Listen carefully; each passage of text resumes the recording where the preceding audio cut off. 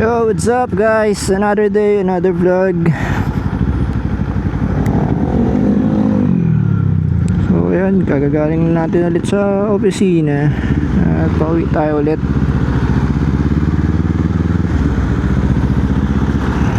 Ayan, vlog lang tayo kasi may napanood daw kanina habang nasa office. So kayo ba yung klase ng rider na walang katapusan sa kagustuhan sa mga motor-motor? Kasi kanina ba nasa opisina ako, nanonood tayo ng mga mga reviews, motor reviews ng mga gusto nating motor o yung mga pinapangarap nating mga motor.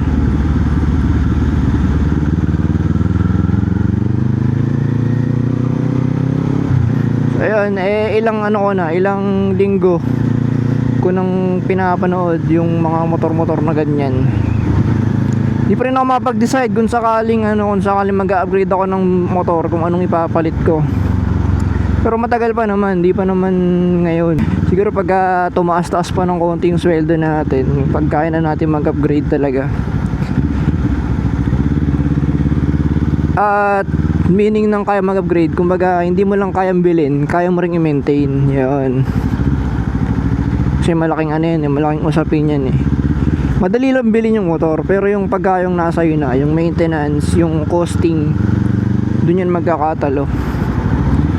So ayun, galing tayo dati sa mga sa mga 1000cc, pero kaya natin bilhin, kaya nating pero kasi natuto na ako dun sa na yun. Nagkaroon ako ng parang limit sa sarili ko na hindi ko kaya kong siyang i-ride weekends or kaya ko siyang long ride, afford ko na talaga. So nagkaroon ako ng goal sa sarili ko na ang bibiling kong motor is yung kaya ko pang everyday. Yan. So kasi pag kaya mo pang everyday yung motor mo, kumbaga parang hindi ka na nasasaktan, di ba? Hindi na siya nagiging liability sa iyo. Hindi na siya nagiging pahirap sa financials mo. Yung mga ganung bagay. So ito, katulad ng Z400, kaya ko talaga siya pang everyday. Kumbaga financially wise, kaya natin, afford natin. So pasok sa budget natin kahit everyday use. Yung gasolina, yung maintenance parts, yung mga ganun. Ayun lang naman.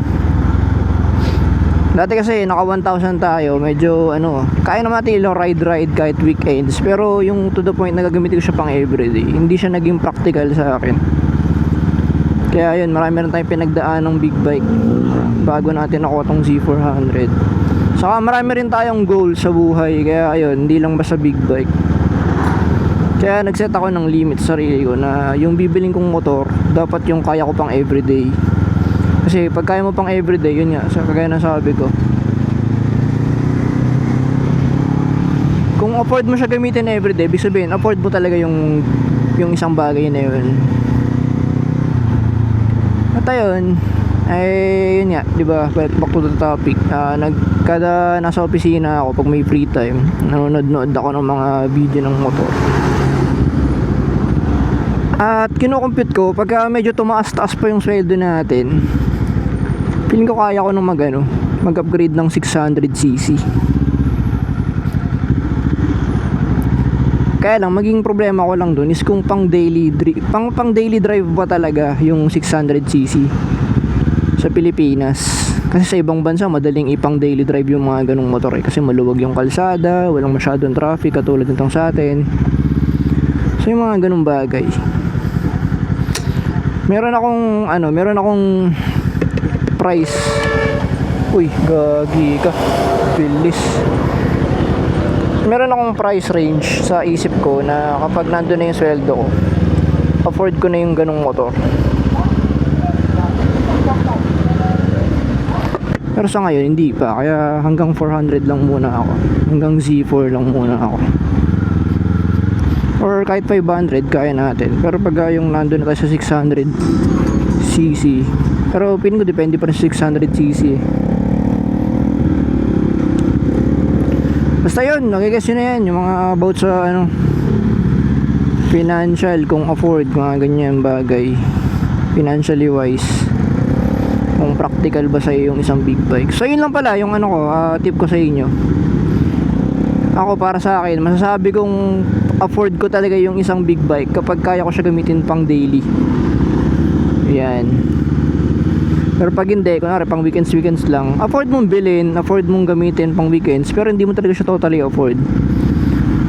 Kasi kung afford mo talaga, hindi ka manghihinayang ipamasok, hindi ka manghihinayang ganun pang laspagan, yung mga ganung bagay. So yun, wala tayo sa topic na kung ano yung motor na tinitignan ko. So lately, tinitignan ko yung Suzuki na SB650. At damn, sobrang ganda talaga. Yung itsura niya, para siyang classic bike talaga. Tipong hindi maluluma kahit ilang taon na sa'yo. Timeless yung design. Tapos, ang isa pang pinaka gusto ko talaga dun sa SB650 yung engine niya na naka V-twin. So, dream bike ko rin kasi dati Harley, kaya lang sobrang layo ko pa sa katotohanan kung mag-Harley ako. So yun, nakakita ko yung SB650, grabe, sobrang ganda. Ang ganda nung tunog, grabe, yung tipong pag, alam mo yung dati, pag sinabing motor, yun talaga yung tunog parang garalgal ng motor, yung tahol ng motor. Para sa akin yun, yung tunog ng motor Kasi nagkaroon ako ng Z1000 saka Z900 RS. Hindi di ba inline 4 yung mga yun. So para siyang kumbaga sporty. Ang gusto ko sa motor yung may tahol Ayun, yung nakita ko yung Suzuki SB650, grabe ganda. Naka V-twin yung engine. Parang naka Ducati dun. Pero ang Ducati kasi L-twin pero halos similar sila ng tunog saka ng Harley. Pero yung Harley medyo bassy na V-twin yung may rumble. Yung Suzuki SB650 para siyang mas similar siya sa Ducati. Nagka-Ducati rin pala tayo dati, yung Ducati Monster 795. Pero yun, di pa tayo vlogger ng mga panahon na yun Saka yun talaga, sobrang hindi ko afford. Kumbaga kayang bilhin, kayang ipang ride, pero yung maintenance nun sobrang sakit. Kapag European bike, sobrang sakit sa bulsa.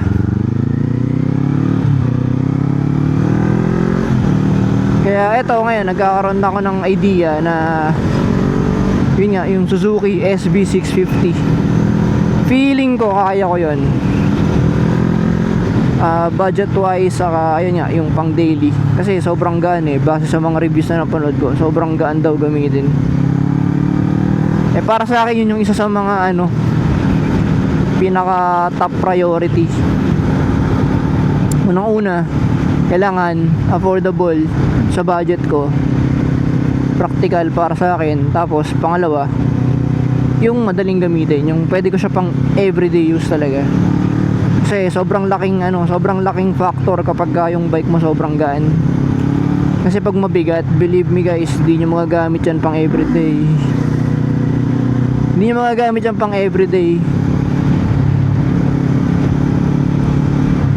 Pinakamabigat na naging bike ko yata yung Z1000 talaga. Grabe, sobrang bigat nun. Kaya hindi rin talaga ako nagtagal sa Z1 kasi yun nga, hindi ko nagustuhan yung weight niya. Kung pang long ride okay siya. Pang hataw ride sa expressway okay siya. Pang tambike. Pero yung kung everyday mo gagamitin naka Z1 ka, I don't think so. Diba meron tayong mga time sa buhay natin na parang pagod tayo, parang magkakasakit. Yun, pag hindi mo kayang gamitin yung motor mo sa mga panahon na yun, it's a no sa akin. Etong Z400 so far, putya, sobrang perfect sa akin ng pagka lightweight niya. Kaya yun din, isa rin pala sa mga reason ba't ako nahihirapan din mag-upgrade agad-agad. Sobrang nangihinayang ako sa Z400. Pero yun nga, base doon sa napanood ko yung SB650. Kasi ito parang 160 plus kilograms to Tapos yung SB650 parang nasa 180 yata. So yun, feeling ko perfect yun sa akin pang everyday use bike. So nasa parte rin kasi ko ng buhay ko na gusto ko isa lang yung motor. Para isa lang yung mini-maintain, isa lang yung baby, mga ganun. Dati kasi nagsasabay-sabay yung motor ko eh. Dahil may scooter, may big bike, may underbone. Pero ngayon gusto ko isang bike na lang talaga. Para kung sakaling ma-focus ko talaga. Saka yung mga motor kasi natin, ginawa talaga yan para gamitin. Eh pag marami kang motor, syempre nakatambak lang sa garahe mo yun, hindi mo nagagamit yan.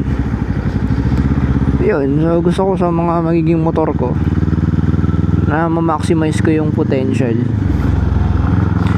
Saka yung pa pala, isa sa mga kailangan ma-maximize mo yung potential, full potential ng bike. Kasi nung naka Z1000 ako, okay, nahataw-hataw ko siya, napata-top speed ko siya.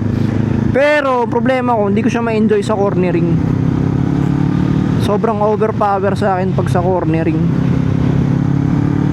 Kasi pag straight na ganito, kahit sino naman kayang hatawin yung motor eh, basta mabilis eh. Pero masasabi mong kaya mong i-maximize yung potential ng bike kapag kaya mong magmabilis sa mga cornering, di ba? Try natin kung kasya tayo dito, guys. O di pala makakapasok.